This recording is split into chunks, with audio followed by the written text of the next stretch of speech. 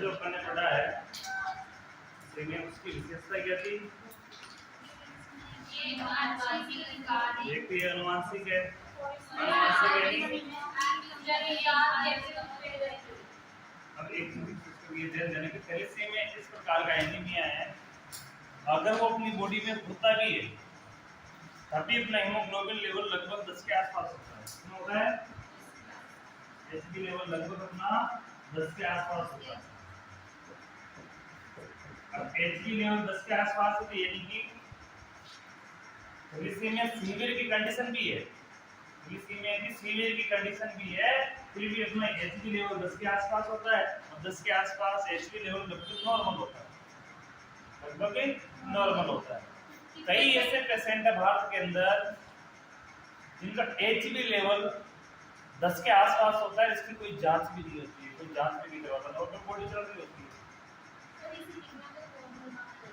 वैसे ये 10 से नीचे आने के बाद एबनॉर्मल कंडीशन होती है, लेकिन फिर भी 9 तक तो नॉर्मल ही माना जाता है, यानी कि सीजेरियन तक हो सकता है 9 नॉर्मल डिलीवरी वगैरह का नॉर्मली हो सकती है 9 के अंदर। और सीवियर कंडीशन माने तो ये 7 तक भी व्यक्ति जीवित रह सकता है। हीमोग्लोबिन लेवल अगर 7 है ना तो भी वीकनेस देख लेकर व्यक्ति जीवित होता है। हीमोग्लोबिन लेवल 4 भी हो जाता है तभी व्यक्ति जीवित रहता है। वीकनेस अधिक रहेगी, कमजोरी अधिक रहेगी, लेकिन व्यक्ति मरता नहीं है, जीवित तो रहता है। लेकिन अगर 4 से कम होती है तो फिर गंभीर कंडीशन हो जाती है। लेकिन 9 से कम यानी 7 से कम होने के बाद ही सीवियर वाली कंडीशन स्टार्ट हो जाती है। कौन सी स्टार्ट हो जाती है? सीवियर, यानी कि 7 से 10 तक तो ये एनीमिया है लेकिन सीवियर नहीं है। क्या कंडीशन है? एनीमिया है लेकिन सीवियर नहीं है, लेकिन 7 से कम है तो सीवियर है। और एनीमिया ये 10 से लेकर 12 पार हो जाएगा, 11 प्लस हो जाएगा, उसके बाद एनीमिया खत्म है, उसके बाद तो नॉर्मल है, वो कंडीशन होती है। तो जो थैलेसीमिया है उसके अंदर एक ही विशेषता उसकी कि एक तो वो अनुवांशिक है, अनुवांशिक के साथ साथ उसकी सीवियर कंडीशन भी होती है। कई व्यक्तियों में सीवियर कंडीशन है उसका पता ही नहीं होता है। बहुत से व्यक्तियों में, भारत के अंदर बहुत सारे व्यक्तियों में इसकी प्रॉब्लम है, लेकिन उस चीज का पता नहीं होता है। क्यों की पता नहीं होता है, क्यों पता नहीं करते उसका? क्योंकि लगभग नॉर्मल हीमोग्लोबिन लेवल पर 10 के आसपास होता है। लेकिन ऐसे दंपति जिनको मेल फीमेल दोनों को थैलेसीमिया की प्रॉब्लम हो, उनसे जो जन्मा बच्चा है उसको स्वतः 99% बच्चे में ये प्रॉब्लम, सीवियर प्रॉब्लम हो सकती है। माता और पिता में दोनों में जीन्स के अंदर, दोनों की जीन के अंदर ये प्रॉब्लम है, तो उनसे जन्मा बच्चा है उसमें ये प्रॉब्लम हो सकती है। अब ये प्रॉब्लम करती क्या है? ये जो प्रॉब्लम है थैलेसीमिया की, ये करती क्या है? इसको प्रॉब्लम क्यों माना, कॉम्प्लिकेशन क्यों मानते हैं इसको? इसकी यही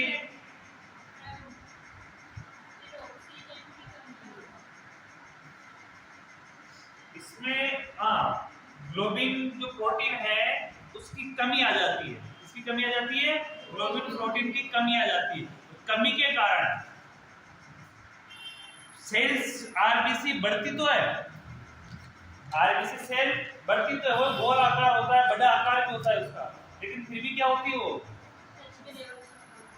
अपरिपक्व होती है। दूसरा उसका एचबी लेवल क्या होता है? कम होता है। एचबी लेवल कम होने की वजह से उधर आरबीसी की नष्ट होने की वजह से, आरबीसी की बनना कम होने की वजह से उसको कौन सा कंडीशन कहेंगे अपन? तो इन्फेक्टेड है, उसको कौन सी कहेंगे? एरिथ्रोपोइसिस। क्या बोलेंगे? एरिथ्रोपोइसिस। एरिथ्रोपोइसिस हो गया, उधर से भी बन नहीं रही है, एरिथ्रो संक्रमण के कारण एरिथ्रोपोइसिस हो गया है। दूसरी कंडीशन क्या है कि जो एनीमिया है उसमें एचबी लेवल सामान्य से कम है, आरबीसी में किसका लेवल कम है? एचबी लेवल सामान्य से कम है, इसलिए वो क्या है? परिपक्व नहीं है आरबीसी। तो वो क्या है? आरबीसी परिपक्व नहीं है, तो लीवर और पेनक्रियाज क्या कर देती है? उसका स्प्लीन, लीवर और स्प्लीन क्या कर देती है? उनका फिल्ट्रेशन करती है, उनको नष्ट कर देती है, उनको नष्ट कर देती है, जिसकी वजह से ब्लड में किसकी कमी आ जाती है? आरबीसी की कमी आ जाती है। आरबीसी की कमी आ जाएगी तो वो क्या कहलाएगा? नई भी नहीं बन रही है, नई भी पूर्ण रूप से नहीं बन रही है और पुरानी भी नष्ट होती जा रही है, तो आरबीसी कमी आ जाएगी, तो वो क्या कहलाएगा? एनीमिया। ठीक है। इसी प्रकार sickle cell anaemia, sickle cell anaemia में डेफिनेशन लिखना। अब सिकल सेल एनीमिया की एक विशेषता है कि इसमें आरबीसी गोल ना होकर अर्धचंद्राकार होती है। इसमें आरबीसी कैसी होती है? गोल ना होकर अर्धचंद्राकार होती है। अब एक चीज विशेष करके ध्यान देना है कि जो गोल आरबीसी है, तो ये एक दूसरे से टकराएगी तो ये फिसल के आगे निकल जाती है। ये आरबीसी एक दूसरे से टकराती है, तो ये गोल होने के कारण क्या होती है? फिसल के आगे निकल, यानी कि ये गति करती रहती है। लेकिन अगर ये आरबीसी गोल होने के बजाय अर्धचंद्राकार हो जाए, ये आरबीसी गोल होने के कारण कैसे हो जाए? अर्धचंद्राकार, इस प्रकार की हो जाए, इस प्रकार की कंडीशन हो जाए, तो ये आरबीसी जब गति करेगी ब्लड के अंदर, तो ये क्या होगी? एक दूसरे से टकराएगी, एक दूसरे से टकराएगी, तो इस प्रकार से जॉइंट हो जाएगी। क्या हो जाएंगे?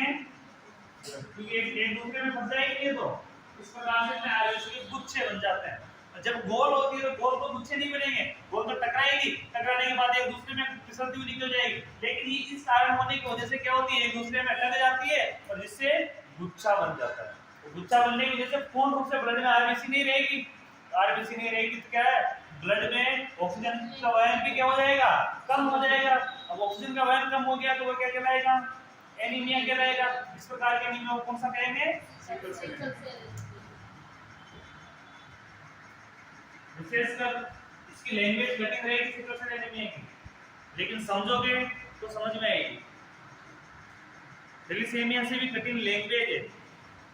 ऐसा नहीं कि समझना आसान नहीं है, लेकिन लैंग्वेज कठिन है, दिमाग लगाना पड़ेगा। बिना दिमाग के लगाए नहीं, तुम सोचे कि जैसे गाने की तरह याद हो जाए तो नहीं। सबसे पहले इसका डेफिनेशन लगाओ।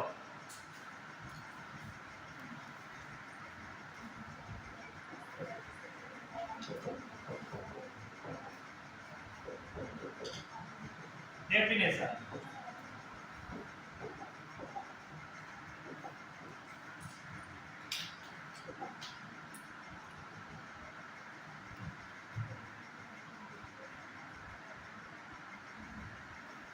लिखा, सिकल सेल एनीमिया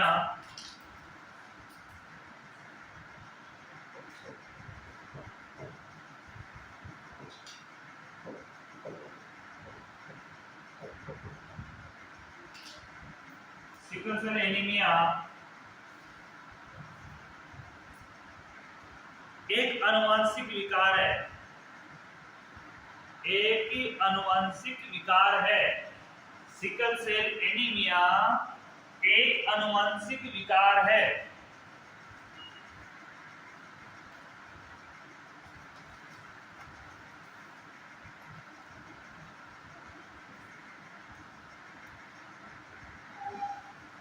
जिसमें हीमोग्लोबिन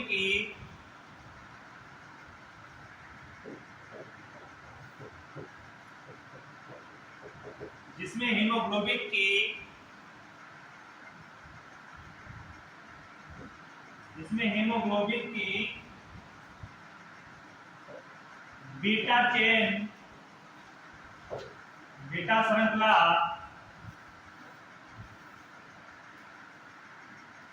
में एन सिरे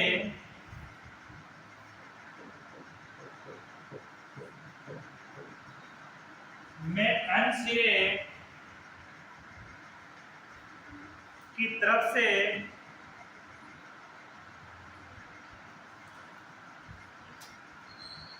बीटा श्रृंखला में एन सिरे की तरफ से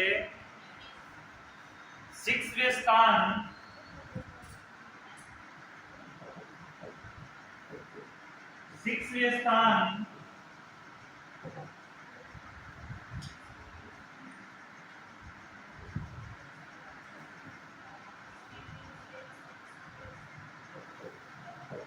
ग्लूटामिक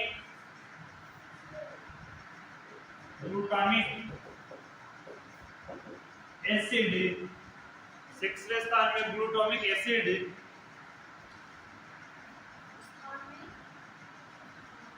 सिरे के तरफ से 6वें स्थान पर ग्लूटामिक एसिड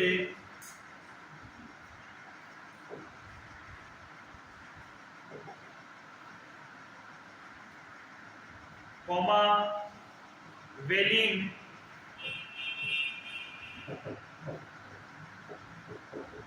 एसिड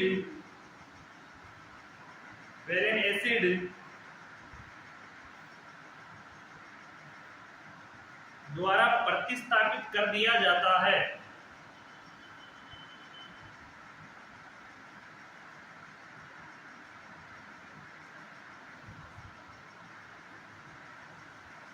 इस प्रकार निर्मित हीमोग्लोबिन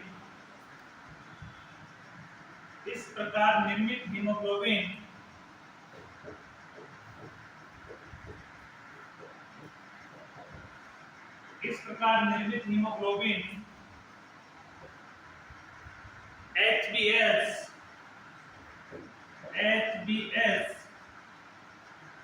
कहलाता है।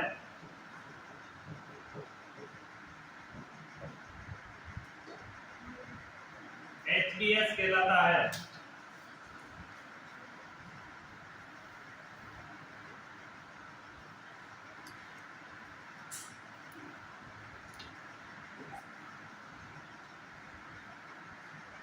दोबारा से देखना, sickle cell anaemia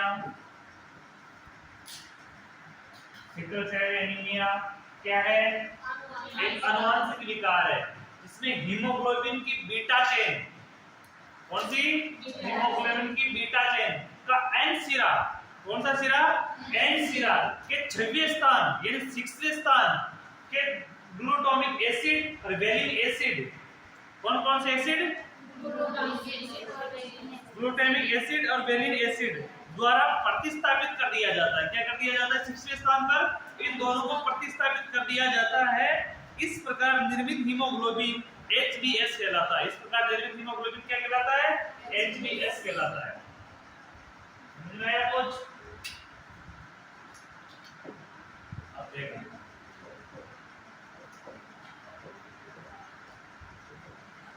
sickle cell anaemia.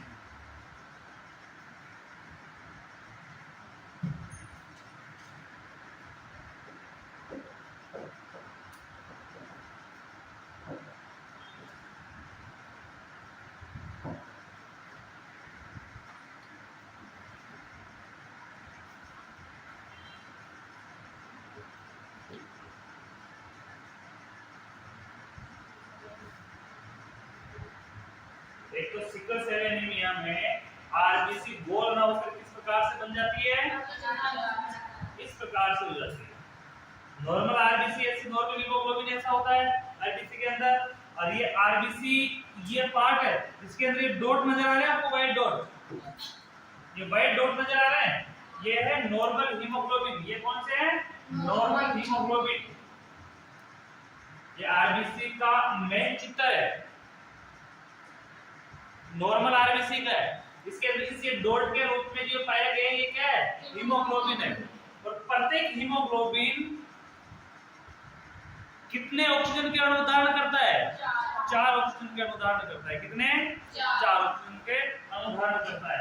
ये नॉर्मल है, नॉर्मल आरबीसी है। इस सिकल सेल में सिकल आरबीसी है, एक नॉर्मल हीमोग्लोबिन को कवर करती है।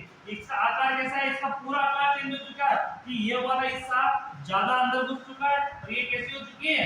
अर्धचंद्राकार हो चुकी है। कैसी हो चुकी है? अर्धचंद्राकार। अर्धचंद्राकार होने को क्या बोलेंगे अपन? सिकल यानी sickle cell anaemia sickle RBC की वजह से होता है। किसकी वजह से होता है? सिकल आरबीसी की वजह से। अब ये चीजें देखे एबनॉर्मल, इसके अंदर क्या बना हुआ है? Abnormal haemoglobin. यहां तक क्लियर है? सर ये राइट हो ना कि ये बीटा चेन में एनसी की तरफ से 26 मान पे उसी के लिए निकाला है। ठीक है,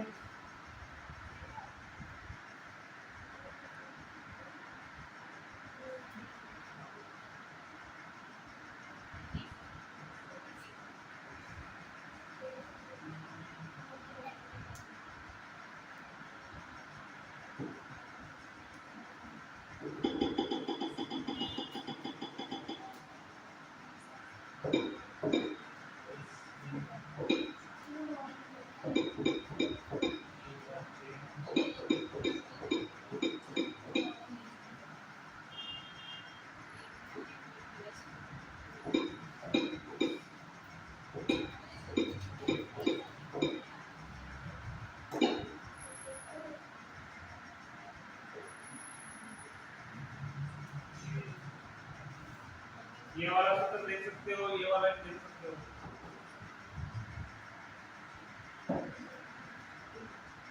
ये हीमोग्लोबिन का सूत्र है। हीमोग्लोबिन इस प्रकार से बनता है। अब आपके समझ में आए तो ध्यान लगाना, नहीं आए तो देख लेना। ये 4 पार्ट में इसकी बीटा चेन कौन सी हो गई? ये वाला हिस्सा कौन सी चेन में आ गया? बीटा चेन में। बीटा वाले चेन का एन सिरा, कौन सा सिरा? एन वाला सिरा। एन वाला सिरा जहाँ एन है वो कौन सा सिरा हो गया? एन सिरा। एन सिरा के कौन से स्थान पे? छठवें स्थान पर। एन सिरा के छठवें स्थान में क्या क्या पाया गया है?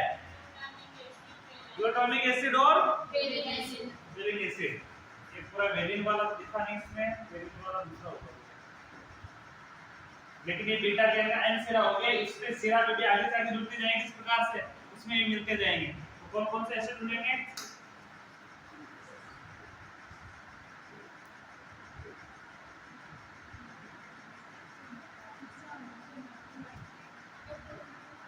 लोगों ने इसको पूरा कर लेते हैं, उसके बाद फिर ब्रेक के बाद मैं पूरा देख के बताऊंगा।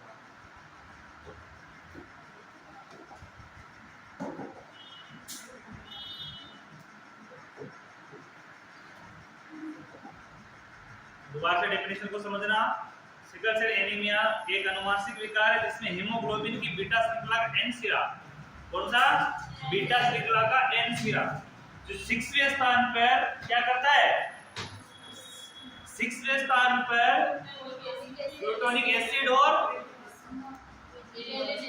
वेलिन एसिड द्वारा प्रतिस्थापित कर लिया जाता है। इस प्रकार निर्मित हीमोग्लोबिन कौन सा कहलाता है? HbS कहलाता है। क्या कहलाता है? HbS। सेकंड हेडिंग लगाना है इसकी पैथोफिजियोलॉजी।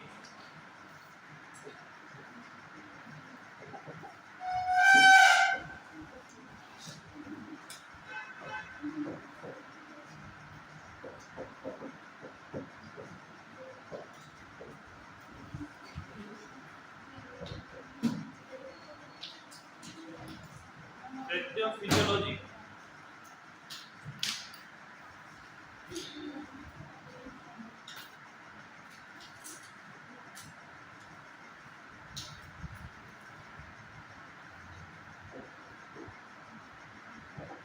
इसको ध्यान से पढ़ना। ये समझ में नहीं आए तो कल की जो क्लास मेरी क्लास है उसमें पूछ लेना। फिर समझ में नहीं आए तो इसके जितना डायग्राम है तो डायग्राम से डिटेल से समझा दूंगा। लेकिन पहले थ्योरी को पढ़ोगे तब जाके डायग्राम समझ में आएंगे। अगर थ्योरी समझ में नहीं आई तो डायग्राम तो कभी आने ही नहीं है। थ्योरी को ज्यादा कुछ नहीं समझ में आए नहीं आए, लेकिन पढ़ के तो आना, कोशिश तो जरूर करना समझने की।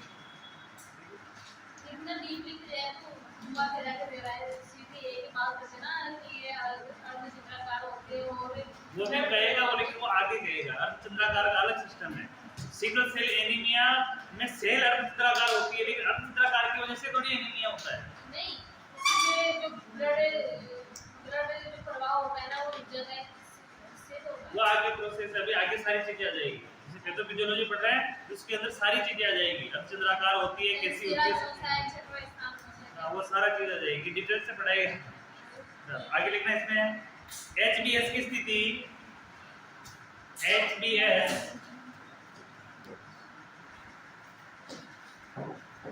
HbS की स्थिति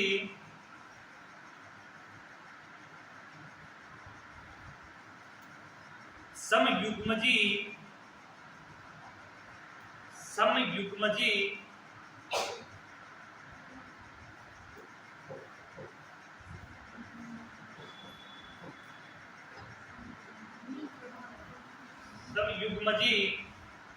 अर्थात दोनों जीन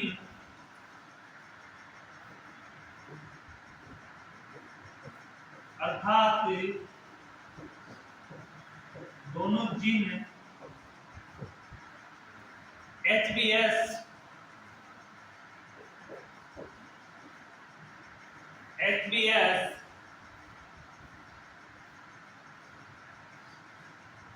निर्माण करने वाले होते हैं।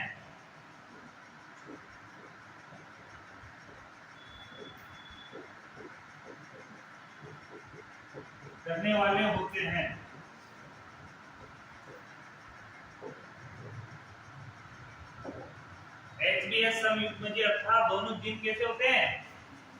HbS निर्माण करने वाले होते हैं। जब ब्लड में मुख्य घटक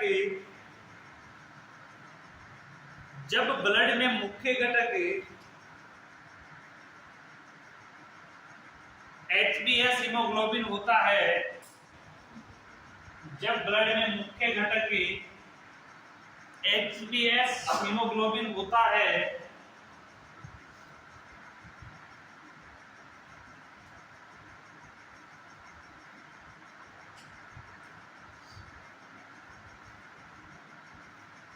लेकिन अल्प मात्रा में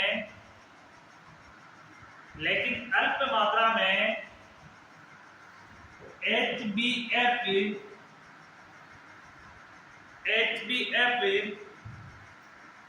भी उपस्थित रहता है, लेकिन अल्प मात्रा में HbF भी उपस्थित रहता है।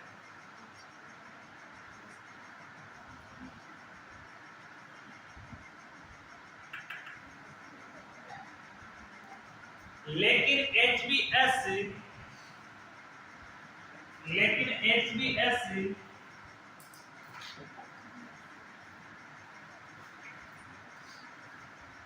की स्थिति विषम युग्मजी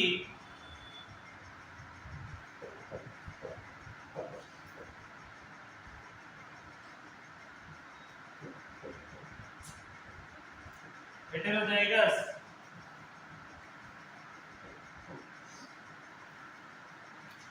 यानी कि विषम युग्मजी होने पर ब्लड में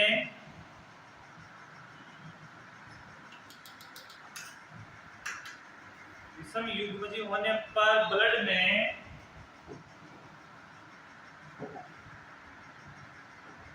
50 से 60% HbA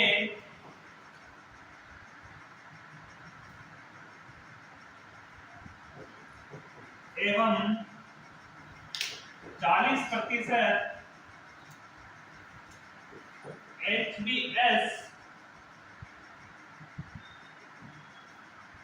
उपस्थित होते हैं।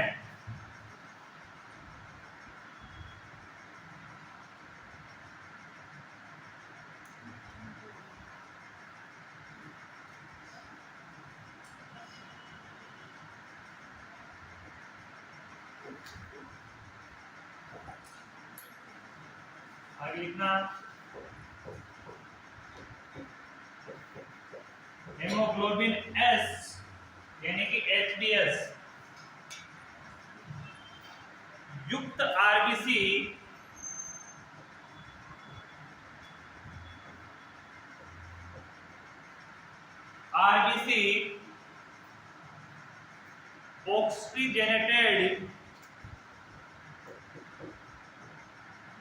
ऑक्सीजनेटेड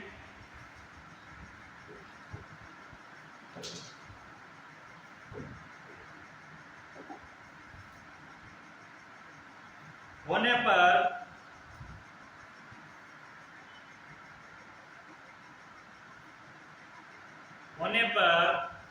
यह सामान्य आरबीसी की तरह व्यवहार करती है। होने पर यह सामान्य आरबीसी की तरह व्यवहार करती है।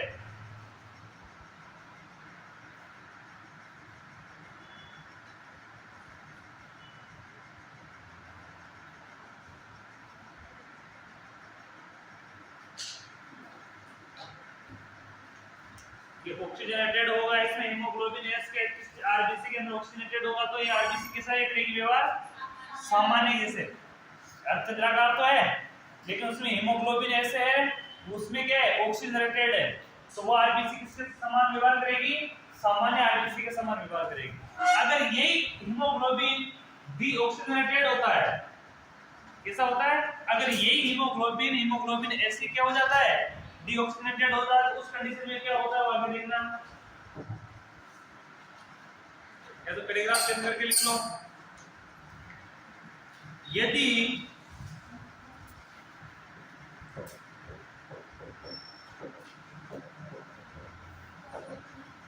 डीऑक्सीजनेटेड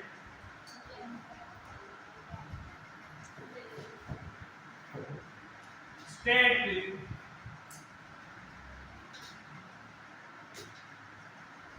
में यह बहुलीकृत डीऑक्सीजेनेटेड स्टेट में यह बहुलीकृत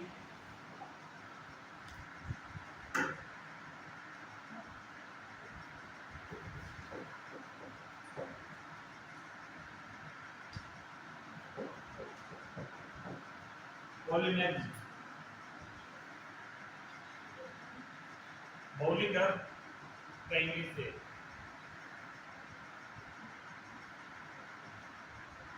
अर्थात गुच्छे का निर्माण करती है, अर्थात गुच्छे का निर्माण करती है।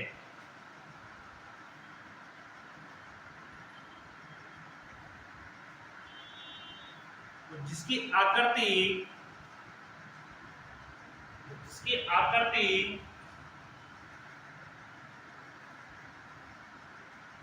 हसिया के समान होती है। हसिया यानी सिकल, हसिया को इंग्लिश में बोलते हैं सिकल, इसलिए इसको सिकल सेल एनीमिया कहते हैं। हसिया यानी धातली,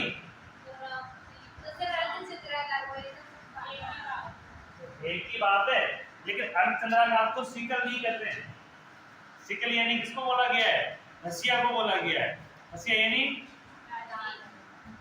उसका आकार ऐसा होता है घुमावदार, उसका सिकल, उसका नाम इंग्लिश में उसको बोलते हैं सिकल, इसलिए इसको क्या नाम दिया गया है? Sickle cell anaemia. इसको अर्धचंद्राकार भी कह सकते हैं क्योंकि उसका आकार अर्धचंद्राकार भी होता है,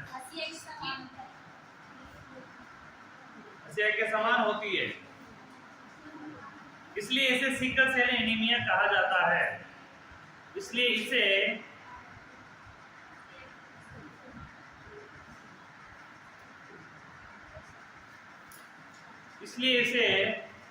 sickle cell anaemia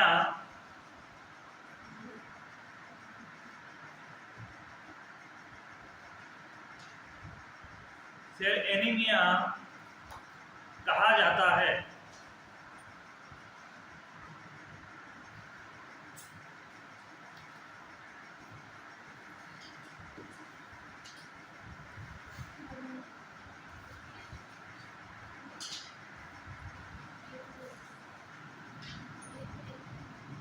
sickle cell RBC का जीवन काल, सिकल सेल आरबीसी का जीवन काल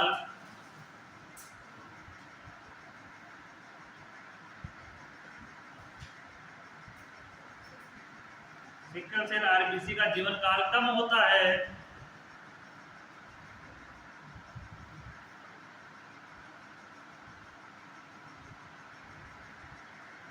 इसलिए इनका विघटन अधिक होता है, इसका विघटन अधिक होता है।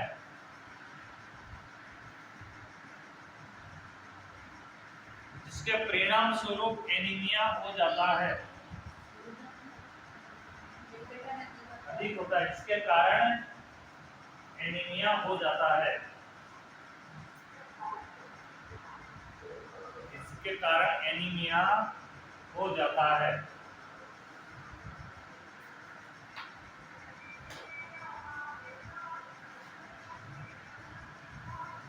सिकल सेल यहाँ तक समझ में आया?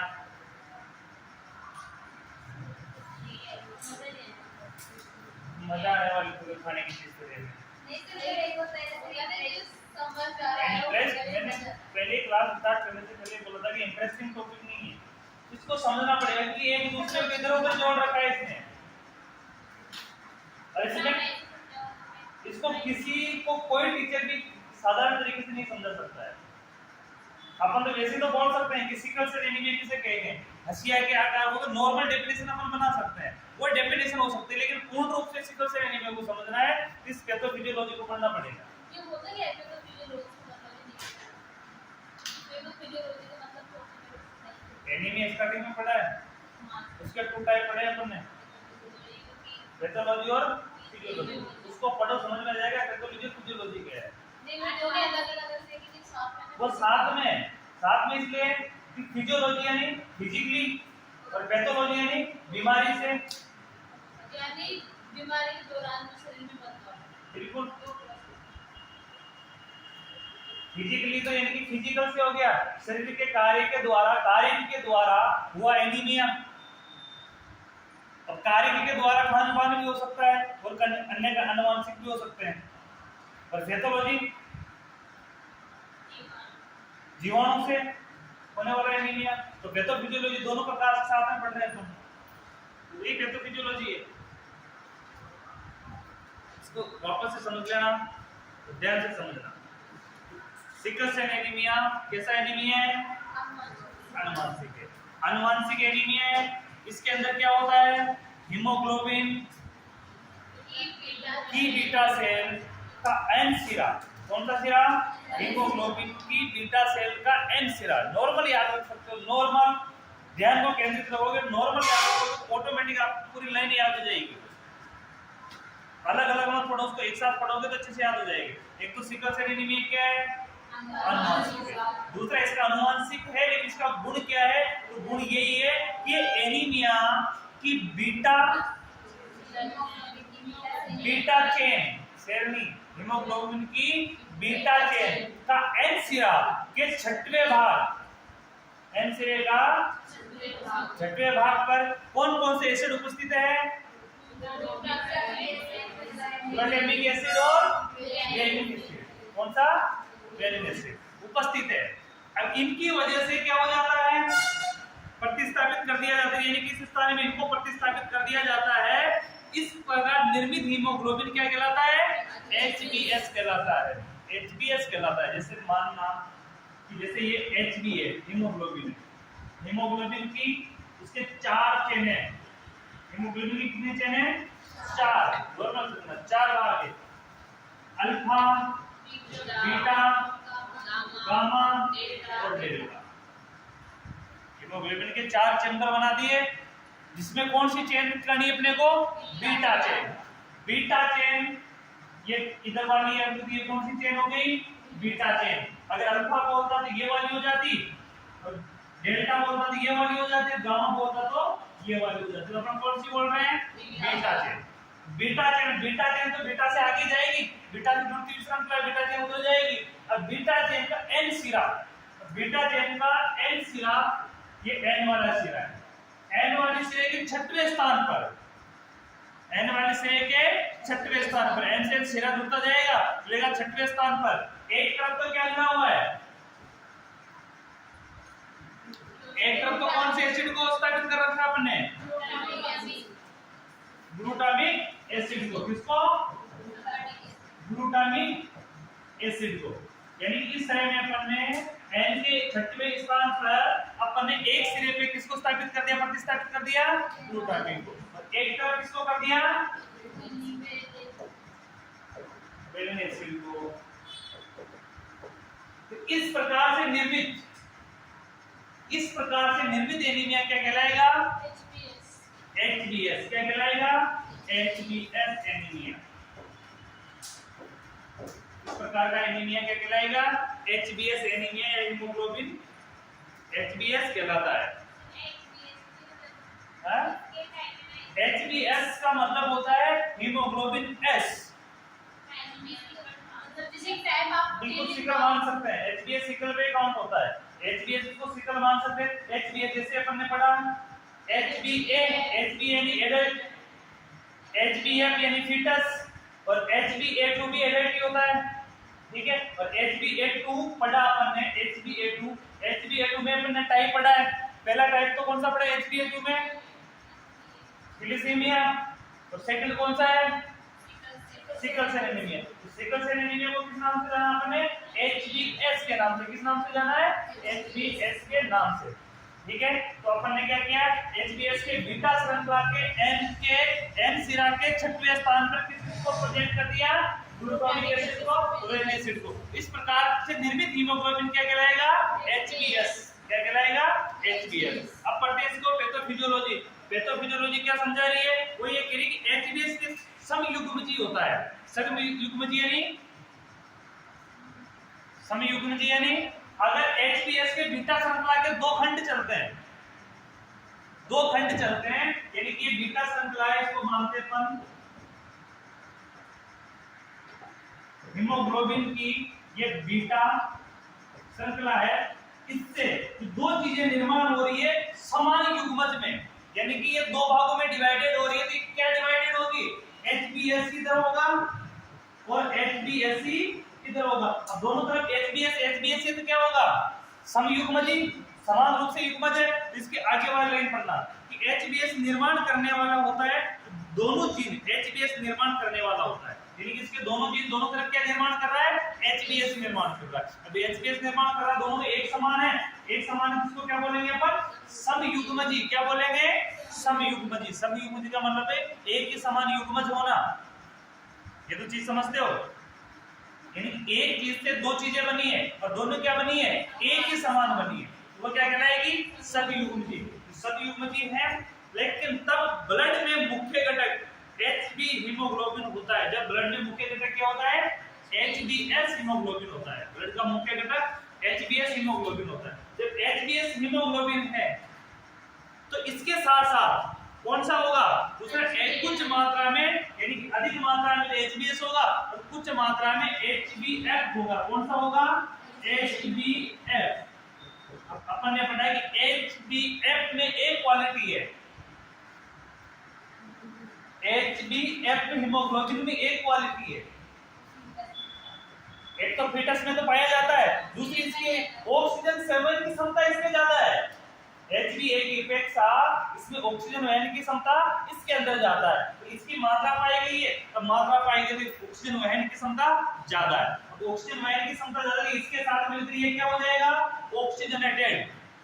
क्या हो जाएगा ये, ऑक्सीजनेटेड। क्योंकि चलो इसकी ऑक्सीजन क्षमता कम भी हो सकती है, लेकिन इसके साथ क्या मिला हुआ है, HbF इसकी ज्यादा है, ये दोनों मिलकर क्या हो जाएंगे, ऑक्सीजनेटेड। और जब ऑक्सीजनेटेड हो जाएंगे तो ये आरबीसी किसके प्रकार काम करेगी, एक सामान्य आरबीसी के समान काम करेगी। समझना कि एक तो दोनों समयुग्मजी है, अब समयुग्मजी होने के कारण इस प्रकार का जो एनीमिया होगा बॉडी के अंदर, तो एनीमिया कौन सा कहलाएगा, HBS एनीमिया। और HBS के साथ साथ हीमोग्लोबिन कौन सा कहलाएगा, HBS, और उसके साथ साथ कौन सा ऐड हो जाता है, निम्न मात्रा में HBF। ये दोनों मिलकर क्या कर देते हैं, उसको ऑक्सीजनेटेड कर देते हैं। और ऑक्सीजनेटेड करने के कारण जो वहां की सेल है वो किस प्रकार काम करती है, आरबीसी एक सामान्य आरबीसी के समान काम करती है। सेकंड कंडीशन अपन ने पढ़ी कि सेकंड कंडीशन के अंदर डीऑक्सीजनेटेड स्टेट, क्या पढ़ा अपन ने, डीऑक्सीजनेटेड। डीऑक्सीजनेटेड का मतलब कि हीमोग्लोबिन के पास क्या नहीं है, ऑक्सीजन नहीं है। अब ऑक्सीजन नहीं है तो ये क्या हो जाता है, बहुयुग्मजी हो जाता है। क्या हो जाता है, ये बहुयुग्मजी। बहुयुग्मजी यानी कि अलग अलग प्रकार के युग्मज इसमें उत्पन्न हो जाते हैं। ऑक्सीजनेटेड में समयुग्मजी था, इसके अंदर क्या हो गया है, बहुयुग्मजी। अब बहुयुग्मजी होगा तो इसका निर्माण अर्थात कैसा हो जाएगा, ये एक गुच्छे के समान हो जाएगा। बहुयुग्मज का मतलब क्या हो जाएगा, अधिक गुच्छा बन जाएगा। ये एक ही स्थान पे एक से अधिक होना ही बहु कहलाता है, अधिक कहलाता है। तो वहां क्या हो जाएगा, बहुयुग्मजी का मतलब वहां एक गुच्छे का निर्माण हो जाएगा। तो गुच्छे के निर्माण के साथ साथ वहां आरबीसी की जो स्ट्रक्चर होगी वो कैसी होगी, हसिया के समान होगी। आरबीसी की स्ट्रक्चर कैसी होगी, हसिया के समान। हसिया को इंग्लिश में क्या बोलते हैं, सिकल, इसलिए इसको क्या कहेंगे, सिकल सेल एनीमिया। क्या कहेंगे, सिकल सेल एनीमिया। और जब सिकल सेल एनीमिया हो जाएगा तो सिकल सेल एनीमिया की वजह से जो ये हसिया के आकार की सिकल सेल है ये नष्ट सामान्य से जल्दी होती है, सामान्य आरबीसी से जल्दी ये नष्ट हो जाती है। और जब नष्ट हो जाएगी तो इसका विघटन भी जल्दी होगा, विघटन भी जल्दी होगा तो ब्लड में किसकी कमी आ जाएगी, आरबीसी की। तो आरबीसी की कमी आ गई तो वो क्या कहलाएगा, यानी कि नॉर्मल लैंग्वेज में समझो बहुत इजी लगेगा, लेकिन समझना पड़ेगा। ये आपको कठिन नहीं, मैंने जब इसको पढ़ा मेरे को भी कठिन नहीं लगा था, लेकिन फिर इसको जैसे अपन कहानी के तौर पे याद करते हैं, एक के पीछे एक के पीछे याद हो जाता है। अपन सोचे कि रखने के जैसा ऐसा कैसा याद हो, नहीं होता है। याद करने का एक तरीका होता है कि कोई भी कठिन चीज है उसको स्टेप बाय स्टेप याद करो। अब इसमें स्टेप क्या है, सबसे पहले सिकल सेल की स्टेप अपने देखिए अनुवांशिक है। पहला काम क्या है इसका, अनुवांशिक। पहला काम अनुवांशिक है।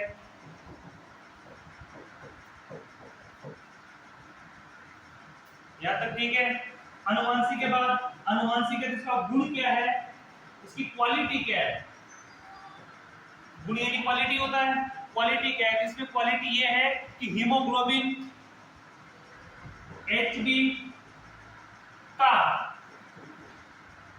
बीटा चेन, हीमोग्लोबिन की बीटा चेन का एन सिरा, कौन सा सिरा, एन सिरा, एन सिरा का छठवां स्थान, कौन सा स्थान? एन सिरा का छठवां स्थान किस किस को धारण कर रहा है? ब्लू छठवां स्थान एक तरफ तो किसको स्थापन कर रहा है? Glutamic acid. और दूसरा किसको कर रहा है?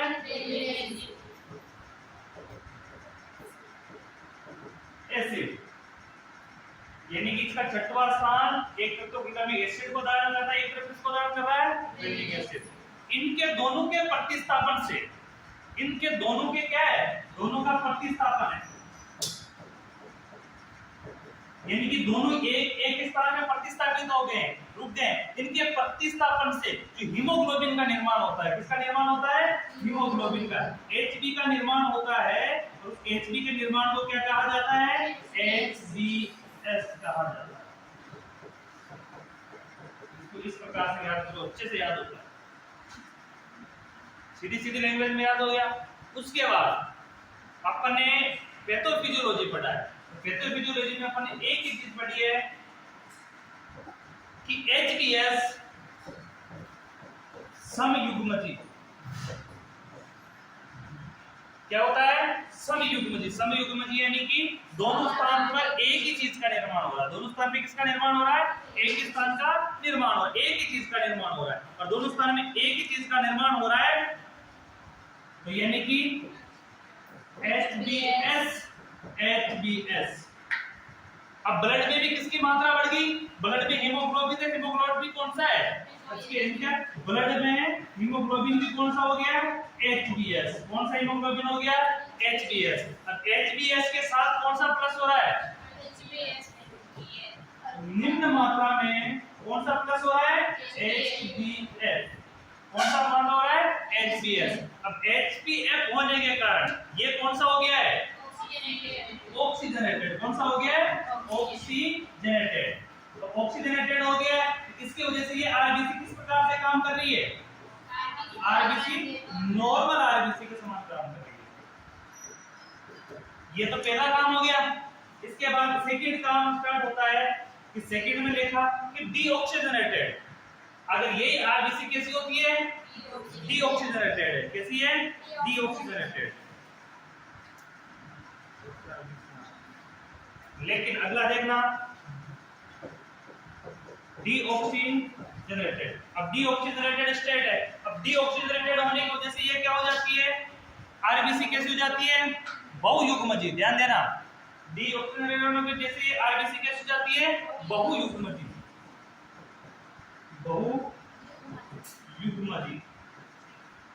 बहुयुग्मजी हो गई है, तो बहुयुग्मजी होने के कारण एक बहुयुग्मजी एक से अधिक बनना। समयुग्मजी में तो एक समान दो बनेंगे, लेकिन बहुयुग्मजी में एक से अधिक बनना। इसमें क्या हो गया है? आरबीसी का एक गुच्छा बन गया। क्या बन गया है? गुच्छा बन गया। और गुच्छा क्यों बना है? गुच्छा क्यों बना है? क्योंकि ये डीऑक्सीजनेटेड है और इसके साथ जिसकी आकृति गुच्छा बन गया है, तो इसमें आरबीसी की आकृति किसके समान है?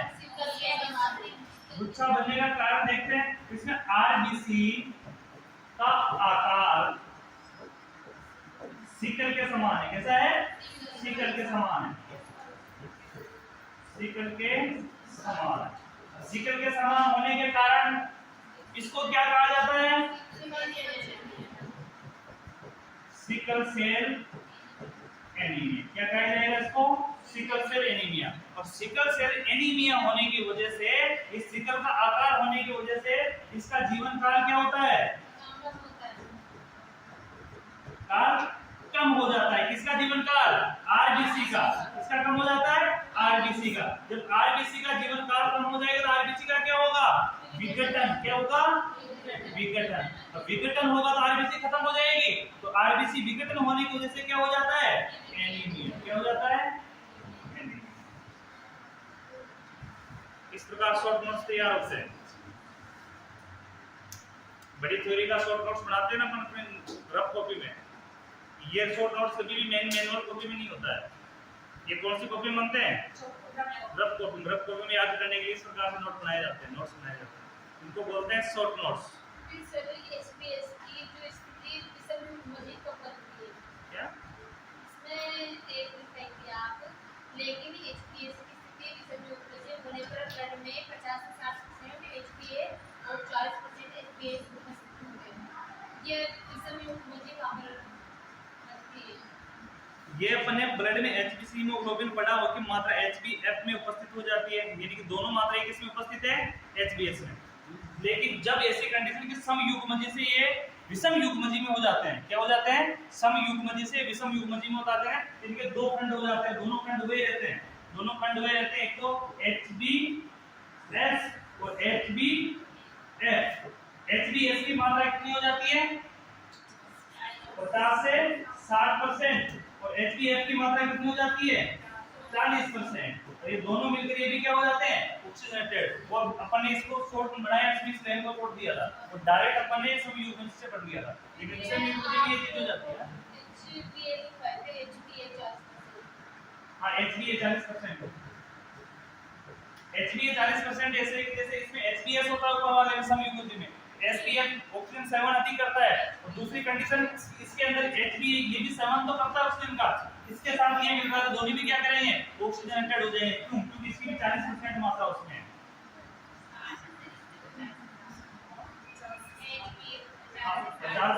एचबीए की 50 से 60, 50 से 60 वाला जो सिस्टम है उसमें देखने की उसमें मात्रा बढ़ गई तो ऑक्सीजन सेवन का वहन करेगा वो, एचबीएस नहीं भी करता है तो एचबीए किसका वहन करेगा, ऑक्सीजन का करेगा, इसकी वजह से वो कैसा रहेगा, ऑक्सीजनेटेड रहेगा, तो वहां आरबीसी सामान्य रूप से कार्य करती है।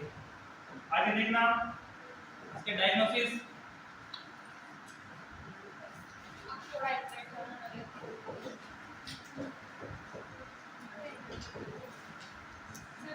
थोड़ा मीनिंग ब्रेक रिलीज करो। डायग्नोसिस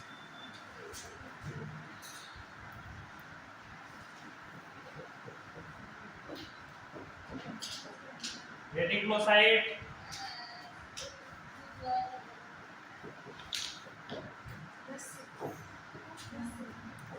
रेटिकुलोसाइट काउंट,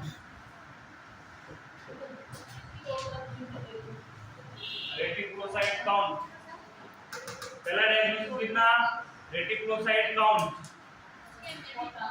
अरे बातें नहीं, रेटिकुलोसाइट काउंट का मतलब होता है कि आरबीसी बोन मेरो से कितनी बार बन रही है, बोन मेरो से आरबीसी कितनी बन रही है, तो उस बनने की जो काउंटिंग चेक की जाती है उसको बोलते हैं reticulocyte count.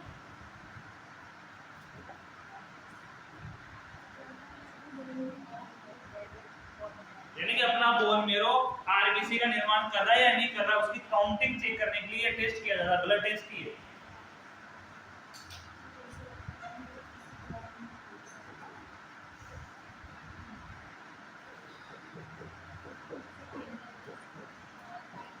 HB level examination,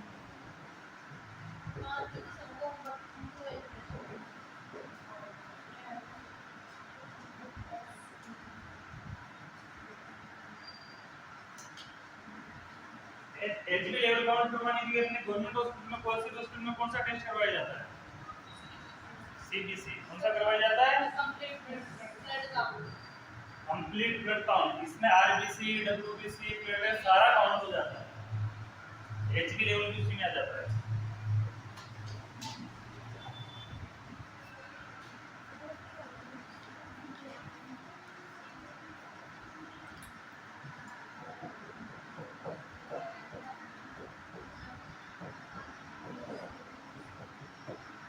haemoglobin,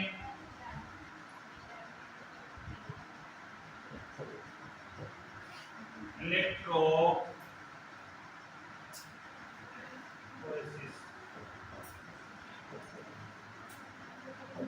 haemoglobin electrophoresis,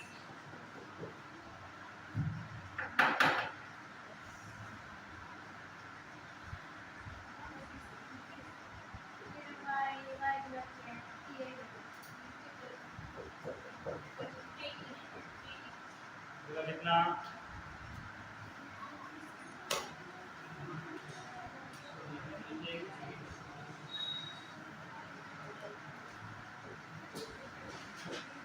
हो जाएगा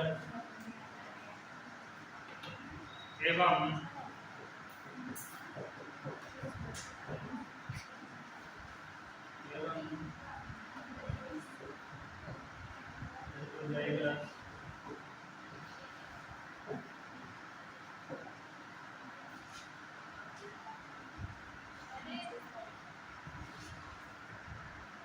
की स्थिति का पता कंडीशन का पता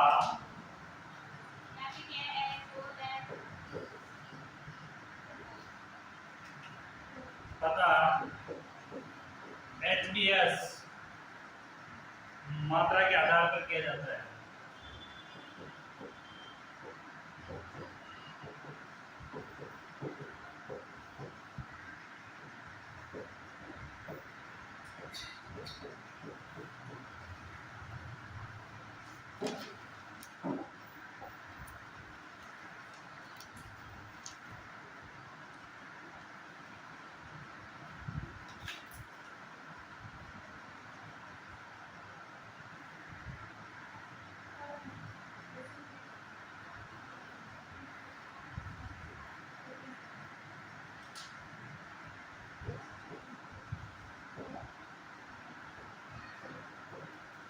यदि HBS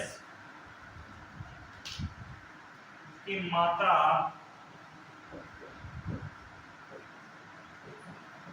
कुल HB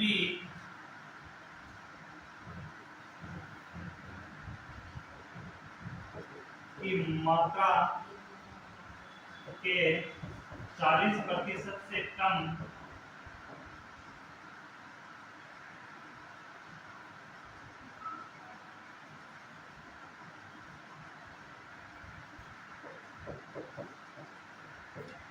होती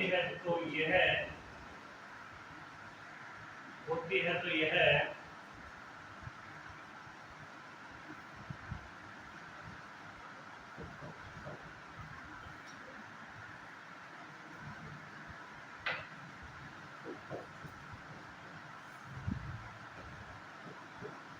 जाइगस कहलाता है। जाइगस एवं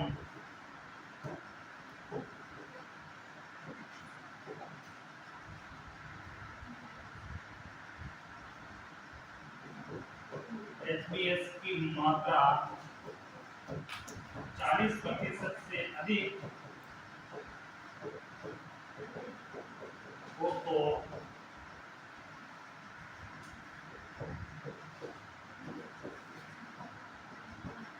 जाइगस कहलाता है।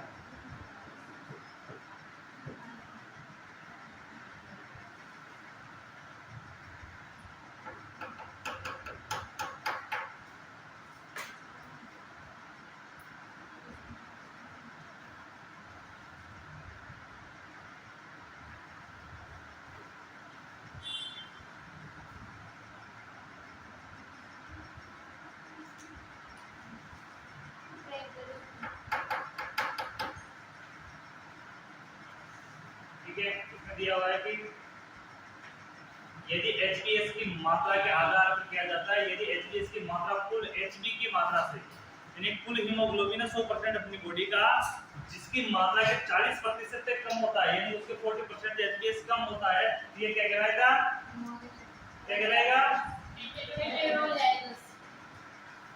एवं HBS की मात्रा 40% से अधिक होती है तो क्या कहलाता है? बाद हेडिंग लगाना कॉम्प्लिकेशन जो ब्रेक के बाद पढ़ेंगे। अभी ब्रेक के बाद में सारा कुछ बता दूंगा।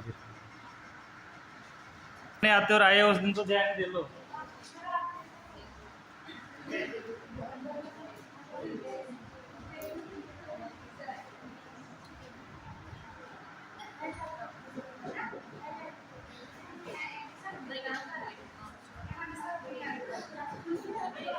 कॉम्प्लिकेशन इसकी सिकल सेल एनीमिया की वजह से सिकल सेल एनीमिया की कॉम्प्लिकेशन क्या क्या हो सकती है, कौन कौन सी इसमें जटिलताएं हो सकती है, बड़ी जटिलताएं लिखना इसमें।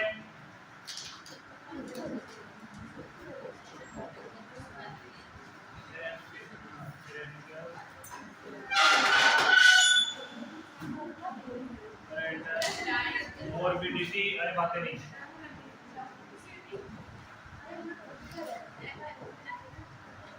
अरे बातें नहीं, मोबिलिटी एंड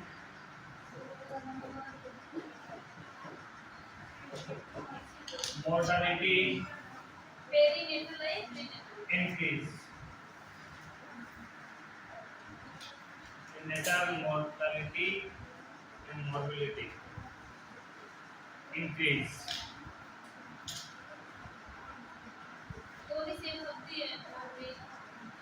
अरे morbidity और mortality दोनों अलग है। एक बार बोल दो। morbidity और mortality इनका रुग्णता और मृत्यु दर। morbidity mortality अलग अलग नहीं है।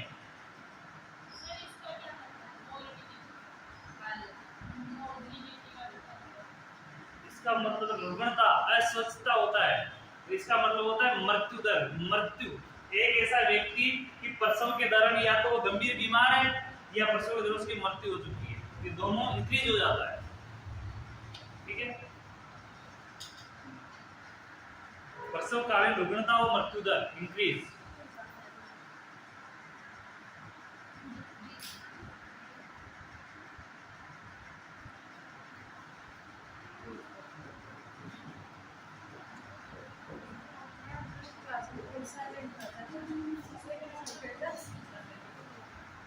Spontaneous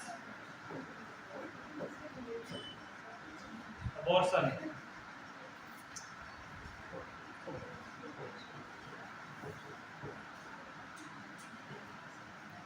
सहज गर्भपात,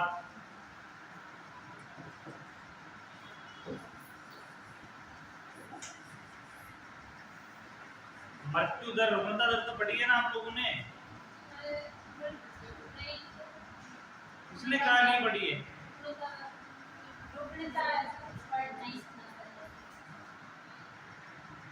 fetus mortality rate और fetus morbidity rate नहीं बढ़ी आपने? mortality rate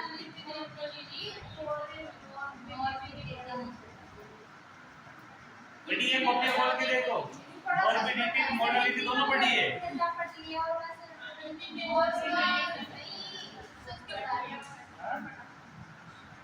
अपने माता के बारे में पढ़ा है, मैटरनल मोर्बिडिटी रेट और मैटरनल मोर्टालिटी रेट दोनों पढ़ी है।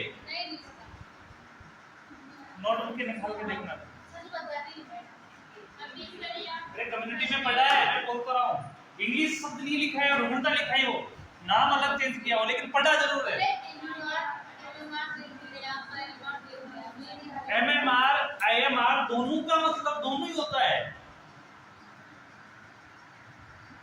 जब MMR पढ़ा जाता है तो MMR का मतलब भी तो मैटरनल मोर्बिडिटी रेट होता है, उसी का मतलब मैटरनल मोर्टालिटी रेट होता है, उसका फुल फॉर्म दोनों की MMR ही है। और FMR की भी दोनों ही होती है, फेटल मोर्टालिटी रेट और फेटल मोर्बिडिटी रेट, दोनों का शॉर्ट फॉर्म दोनों की सेम है और दोनों में दोनों ही पढ़ते हैं साथ में। रुग्णता दर मृत्यु दर दोनों साथ में पढ़ते हैं हिंदी में, रुग्णता दर और मृत्यु दर दोनों साथ ही पढ़ते हैं। रुग्णता दर का मतलब होता है अस्वस्थता और मृत्यु दर तो मृत्यु दर है। अगर आपने नहीं पढ़ी तो पढ़ लेना। आगे IUD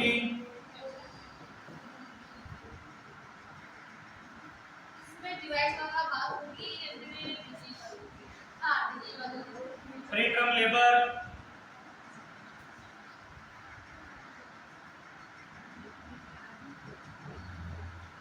क्या बोल रहे हो? रुग्णता का मतलब होता है अस्वस्थता। रुग्णता की शुद्ध हिंदी क्या होती है? अस्वस्थता। अब अस्वस्थता का मतलब क्या है? बीमार। अस्वस्थता का मतलब क्या है? बीमार। मोर्टालिटी तक पहुंचने के लिए व्यक्ति मोर्टालिटी से गुजरता है। मोर्टालिटी तक पहुंचने के लिए पेशेंट कहां से गुजरता है? मोर्बिडिटी से गुजरता है। बीमार होके मृत्यु होती है, इसलिए इनको दोनों को साथ में पढ़ते हैं। रुग्णता दर मृत्यु। जरूरी नहीं कि मोर्बिडिटी में मृत्यु हो तो वापस पुनर्वास हो जाता है। बीमारी वाले का पूर्वाभास भी तो होता है ट्रीटमेंट से, वो बस ठीक भी होता है, लेकिन रेट तो वही होती है। रेट तो चेक करते हैं कितने व्यक्ति बीमार हुए, कितने व्यक्ति की मृत्यु हुई। IUGR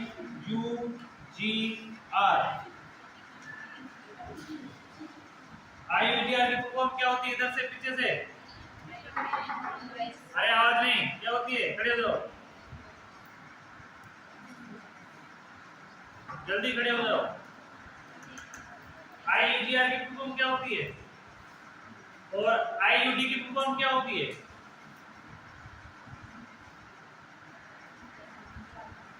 आगे और आगे,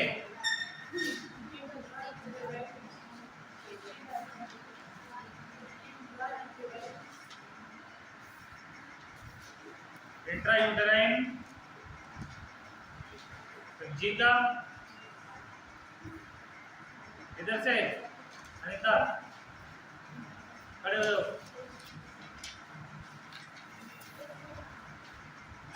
नीलम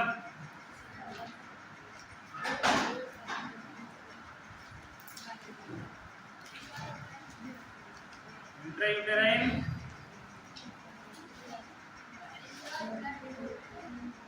ग्रोथ, सही बता रहे हो,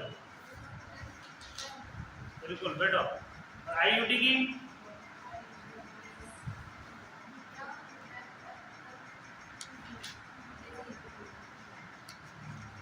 चलो अच्छी बात, बैठो, बैठ जाओ, अभी कल ही लिखवाई थी भाई, ज्यादा पुरानी बात नहीं है। कल के नोट्स भी खोल के देखो, उसमें मिल जाती है आपको एक चीज।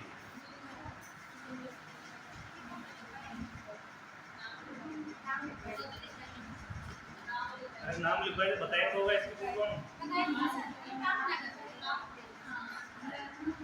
ये कुछ तो बताया तो होगा इसके बारे में। इंक्रीज UTI,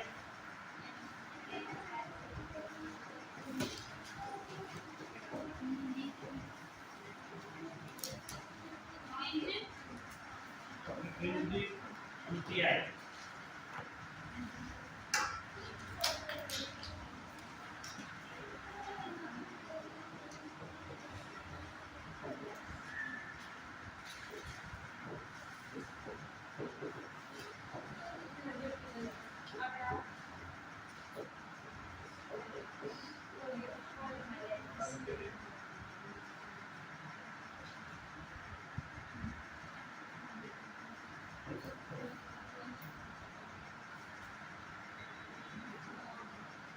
increase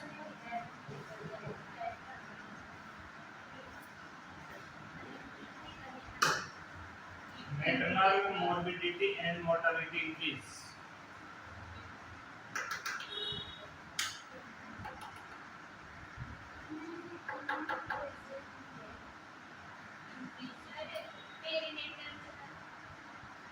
प्रसव दौरान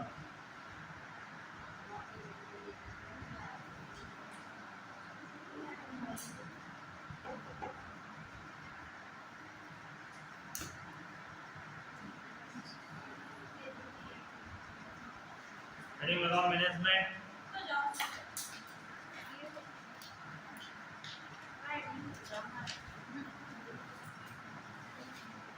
एक एक शब्द को मत देखो, एक एक मीनिंग को, पूरा शब्द एक साथ पढ़ो। ऐसा नहीं कि पहले एम को देख रहे हो फिर वापस जाके एक को देख रहे हो फिर टी को अलग से देख रहे हो, सारे को अलग अलग देखने में एक ही शब्द में बहुत सारा समय लग जाएगा, इसलिए सब पूरे को एक साथ पढ़ो।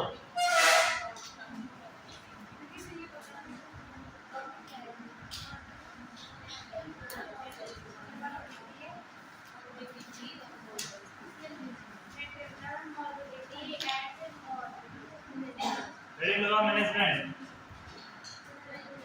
अरे ये पहले भी लिखा हुआ है ऊपर भी।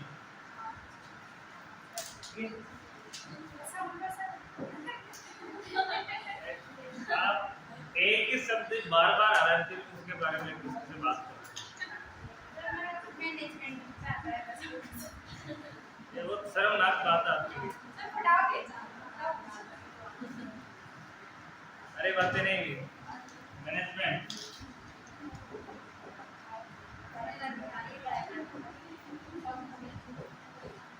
Thank you.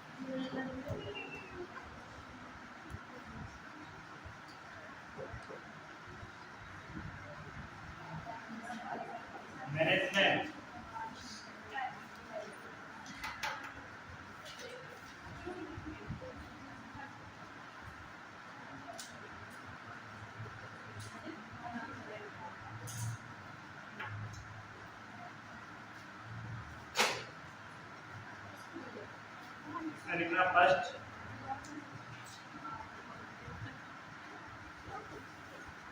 इसका शीघ्रता से निदान करने के लिए एंटेनेटल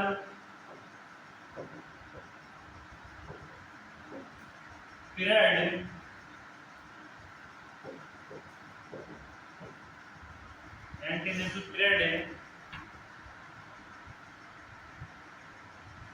में फीमेल में एनेमिक फीचर्स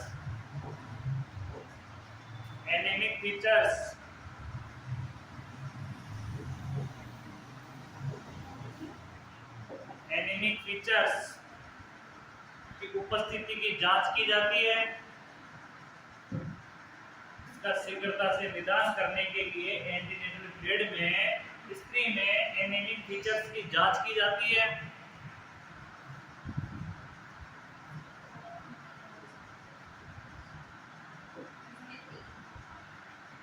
एनेमिक फीचर की जांच की जाती है एवं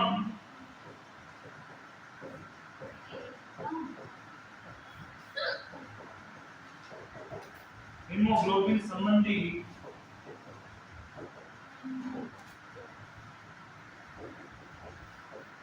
एग्जामिनेशन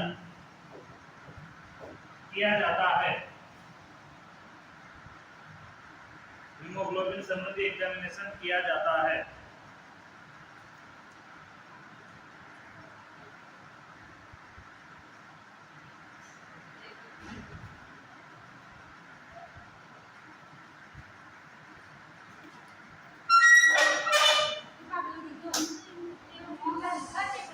शीघ्र निदान होने पर शीघ्र निदान होने पर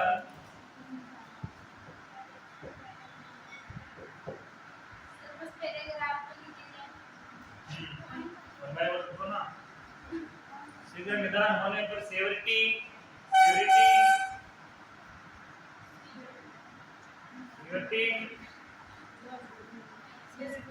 एंड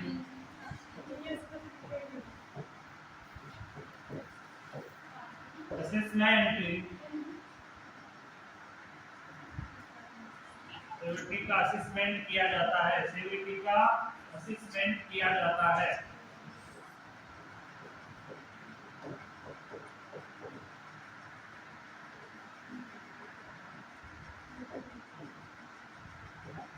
सेवरिटी का असेसमेंट किया जाता है।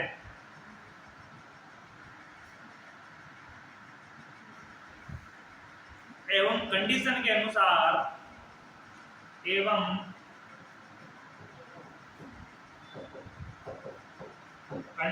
अनुसार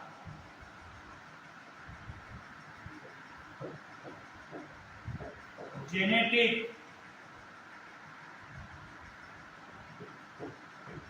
काउंसलिंग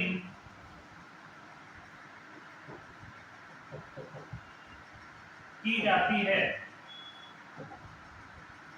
कंडीशन के अनुसार जेनेटिक काउंसलिंग की जाती है। जेनेटिक काउंसलिंग कैसे करते हैं? एक तो निदान करने के बाद सेवरिटी का असेसमेंट किया, आकलन किया, उसके बाद स्थिति के अनुसार क्या किया जाता है? जेनेटिक काउंसलिंग किसे कहेंगे, कैसे करेंगे? मतलब जो पूरे हिस्ट्री कलेक्शन बिल्कुल हिस्ट्री कलेक्शन करना, माता पिता से पूछना कि ऐसी कंडीशन आपके परिवार में पहले नहीं थी, आप में से किसी के नहीं है, उसके बारे में बातचीत करना, परामर्श करना, और उनको पता नहीं हो तो उनकी जांच करना। जेनेटिक अगर बच्चे को आ रही है तो पहले जीन्स में होगी तभी आएगी, तो उस कंडीशन के लिए ये काम करना। आगे लिखना, पेशेंट का एंटीनेटल पीरियड में पेशेंट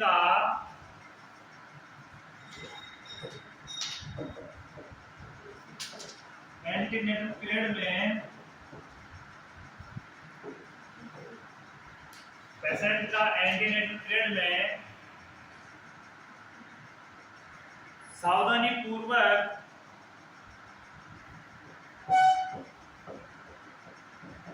सावधानी पूर्वक सुपरविजन करना,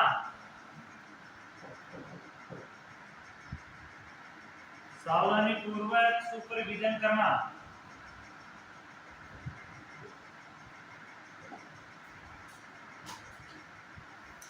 पेशेंट का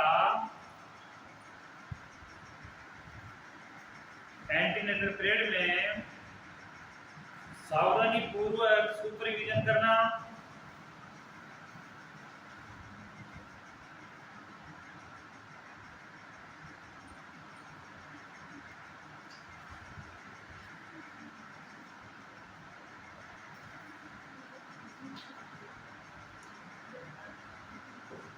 पेशेंट को पर डे, पेशेंट को पर डे प्रतिदिन 1 mg folic acid, 1 mg folic acid युक्त टॉप टेबलेट, युक्त टेबलेट प्रोवाइड करना,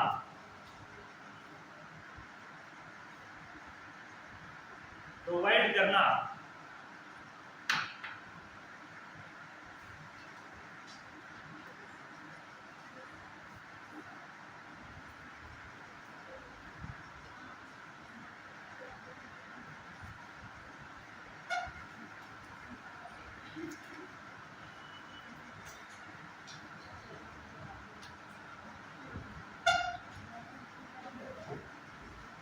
लिखना,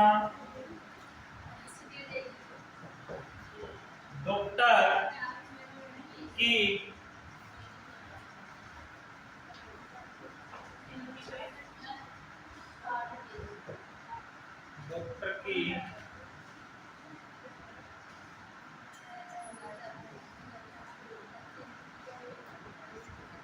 प्रिस्क्रिप्शन, डॉक्टर के प्रिस्क्रिप्शन अनुसार, डॉक्टर की प्रिस्क्रिप्शन के अनुसार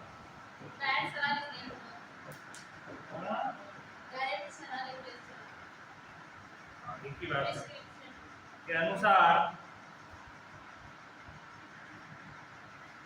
प्रवीण केस में, प्रवीण केसेज में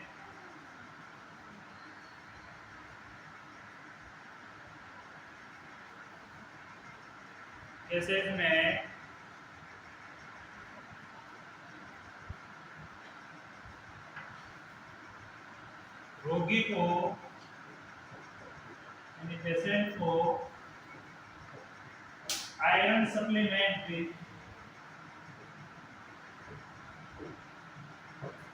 आयरन सप्लीमेंट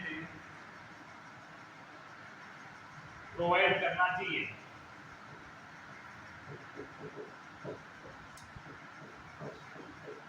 प्रोवाइड करना चाहिए। डॉक्टर की सलाह अनुसार ही केस के, प्रिविन केस को स्टडी करके उसकी सलाह अनुसार ही क्या करना चाहिए, आयरन सप्लीमेंट प्रोवाइड करना चाहिए।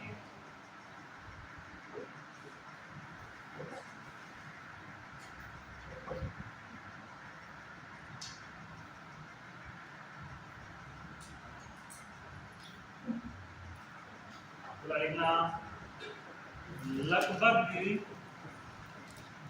प्रत्येक 6 वीक, लगभग प्रत्येक 6 वीक पर रोगी को, लगभग प्रत्येक 6 वीक पर रोगी को blood transfusion, blood transfusion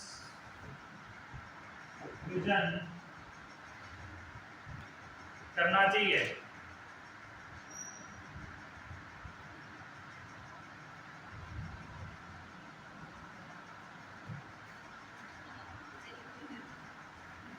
blood transfusion का मुख्य उद्देश्य, इसका मुख्य उद्देश्य हाँ HbS को 50% से कम करना और ब्लड में आरबीसी को नॉर्मल बनाए रखना, नॉर्मल बनाए रखना है।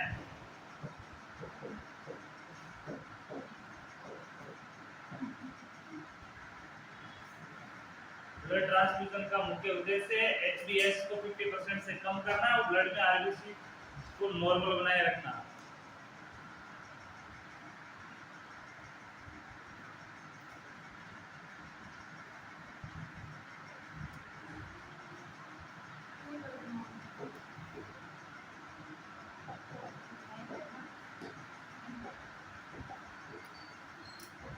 नेक्स्ट लिखना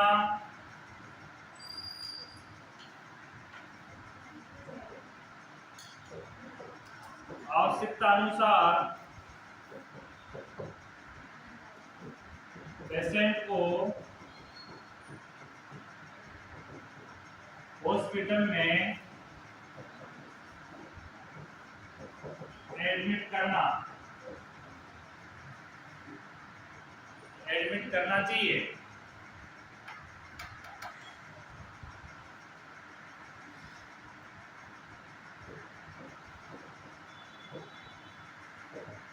प्रिवेंशन ऑफ इन्फेक्शन के लिए प्रोफाइलेटिक एंटीबायोटिक प्रोवाइड करना चाहिए।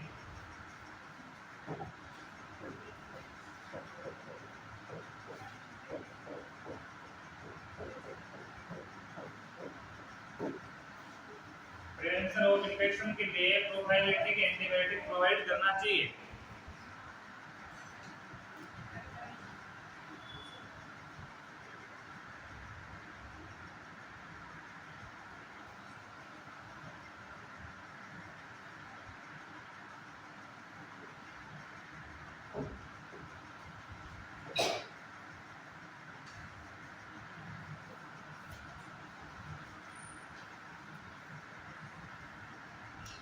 एंड एनाल्जेसिक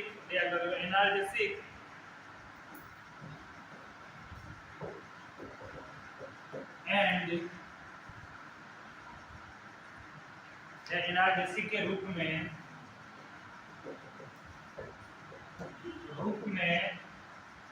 नारकोटिक्स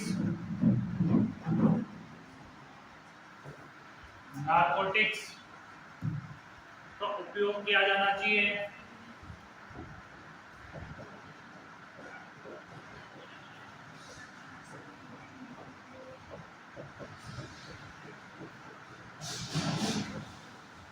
नारकोटिक्स का उपयोग किया जाना चाहिए।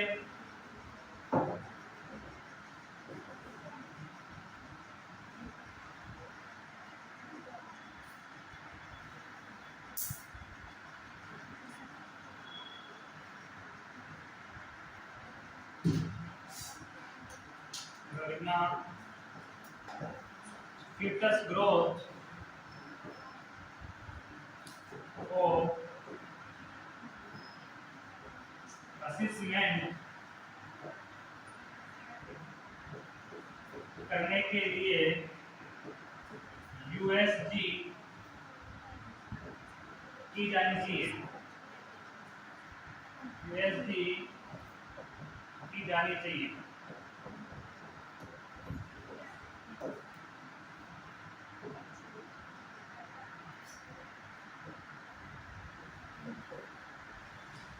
fetal growth को असेसमेंट करने के लिए यूएसजी की जानी चाहिए।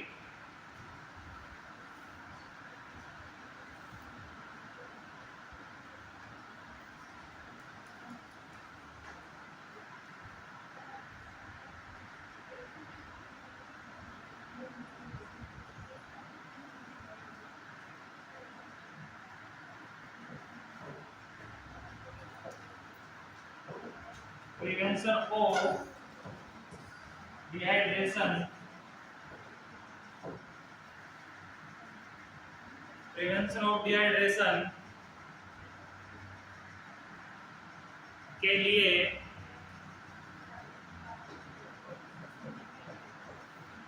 IV फ्लूइड प्रोवाइड करना चाहिए।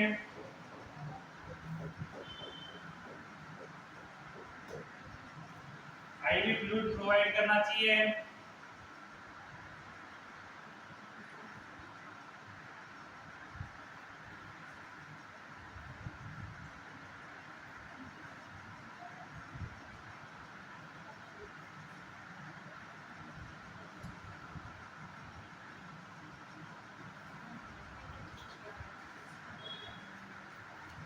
प्रिवेंशन ऑफ डिहाइड्रेशन के लिए IV फ्लूइड प्रोवाइड करना चाहिए।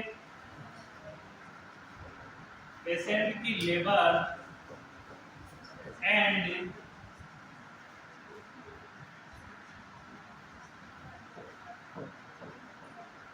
प्यूपेरियम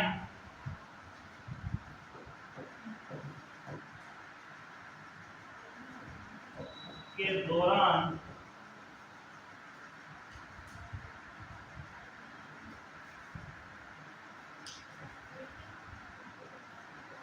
एक विशेष केयर एंड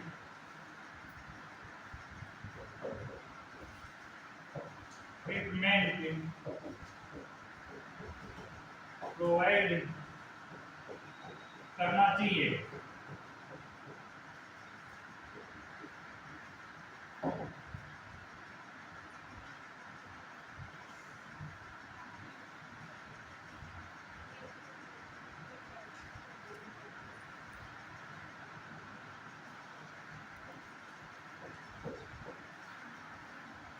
संपूर्ण प्रक्रिया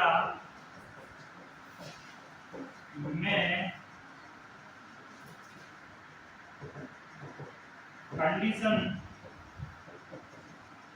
को ध्यान में रखकर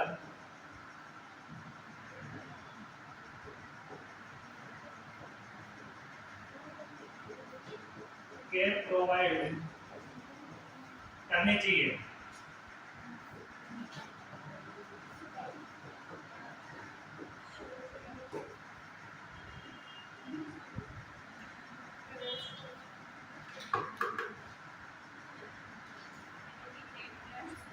ठीक है, management complete.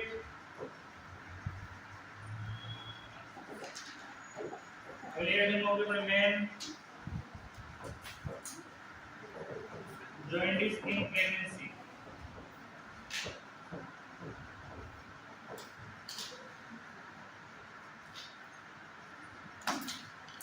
jaundice in pregnancy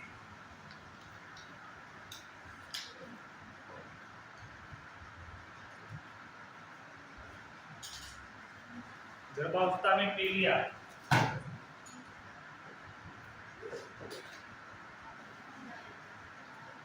anaemia खत्म। एनीमिया जॉन्डिस के कारण भी बॉडी में एनीमिया हो जाता है। इसके कारण जॉन्डिस पीलिया रोग के कारण भी बॉडी में क्या हो जाता है, एनीमिया हो जाता है। तो अगली हेडिंग होगी उसमें जॉन्डिस इन प्रेगनेंसी।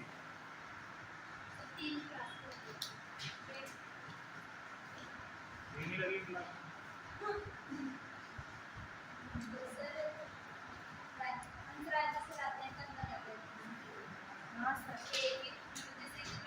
आपके 3 लगो, 1 की लगो, 5 लगो, आपके 12 बजे तक का टाइम है।